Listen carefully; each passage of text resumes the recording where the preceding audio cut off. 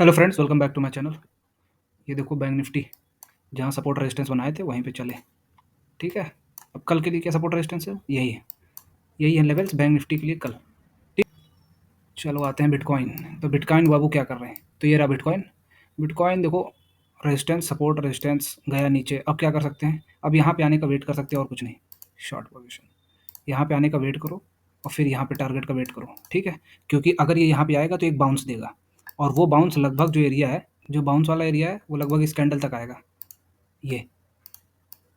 तो यहाँ पे आने के बजाय, क्योंकि ये डीपर रिट्रेस करता है, तो कोशिश करना यहाँ कहीं मिले तो शॉर्ट पोजीशन बना लेना। शॉर्ट पोजीशन बनाने का रीज़न क्या है?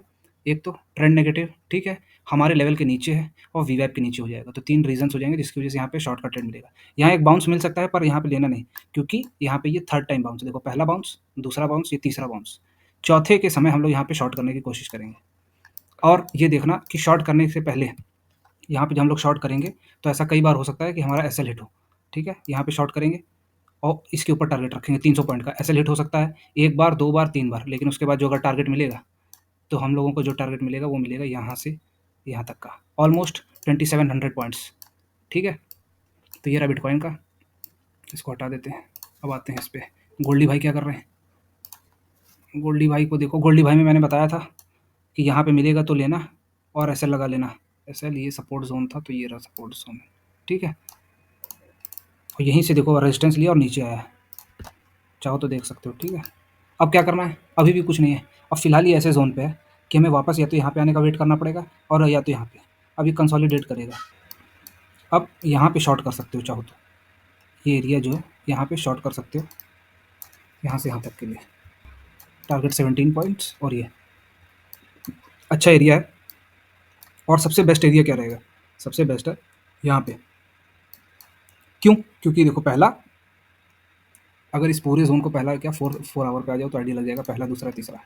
ठीक, ये देखो, ये पहला बाउंस था, लेकिन इसको इग्नोर करते हैं। ये पहला ये बाउंस, ये दूसरा बाउंस, एक तीसरा बाउंस और आ सकता है, यहाँ पे सपोर्ट ले, और उसके बाद जब नीचे आएगा तो अपना टारगेट ये रहेगा। ठीक है, और इससे भी डीपर टारगेट्स हो सकते हैं फिलहाल के लिए, लेकिन इतना ही रहेगा। तो अब क्या करना है? शॉर्ट का अपॉर्चुनिटी देखना है। कहाँ पे? यहाँ पे। अब ये ऊपर आ गया है, यहाँ पे शॉर्ट करना चाहो तो कर सकते हो। ठीक है, तो USD JPY, इसमें मैंने क्या बताया था? मैंने कल बताया था कि इन्वर्टेड हेड एंड शोल्डर्स बनाएगा। क्या इसने बनाया? ओ ये देखो, इन्वर्टेड हेड एंड शोल्डर्स तो इसने नहीं बनाया। अब क्या कर सकते हैं? लेवल्स तो ऐसे ही चल रहे हैं, चलो इसको हटाओ। अब क्या कर सकते हैं? जो जैसा सोचा था वैसा नहीं हुआ, लेकिन हम लोग के जो सपोर्ट रेजिस्टेंस है वो अभी भी वर्क कर रहे हैं, तो आगे भी वही काम करना है। जो हमारे सपोर्ट रेजिस्टेंसेज नए बने उनको मॉडिफाई कर लेंगे। अब कोई ट्रेड अगर यहाँ के आसपास मिले, डब्ल्यू या ग्रीन कैंडल बने, तो यहाँ से यहाँ तक का ट्रेड ले सकते हो। एक ये यहाँ से लेकर यहाँ तक का ट्रेड। ठीक है, और इसको मॉडिफाई कर देते हैं। ये तो सब मॉडिफाइड ही है, इसको क्यों बना रखा है? चाहिए लास्ट रिजॉर्ट, इसके नीचे नहीं, इसको इसको हटा देते हैं। और इसको भी तो रखने का मतलब नहीं है कोई। तो ये रहे नए सपोर्ट रेजिस्टेंसेज अपने बन गए। इसके आसपास अगर एक ग्रीन कैंडल बनाता है तो एक लॉन्ग ट्रेड कर सकते हैं। क्रूड बॉय, क्रूड देखो, अब ये ऊपर जा रहा है तो ये टारगेट तक होगा, है ना, यहाँ से यहाँ तक का। और बेटर अपॉर्चुनिटी यहाँ से यहाँ तक के भी ऊपर मिलेगी। जैसे इसके ऊपर जाता है तो हमें बहुत अच्छे पॉइंट्स मिलेंगे। तो यहाँ से लेकर यहाँ तक का टारगेट, यही लेवल्स हैं जो सपोर्ट रेजिस्टेंसेज के थे, वो अभी भी आगे भी कंटिन्यू रहेंगे।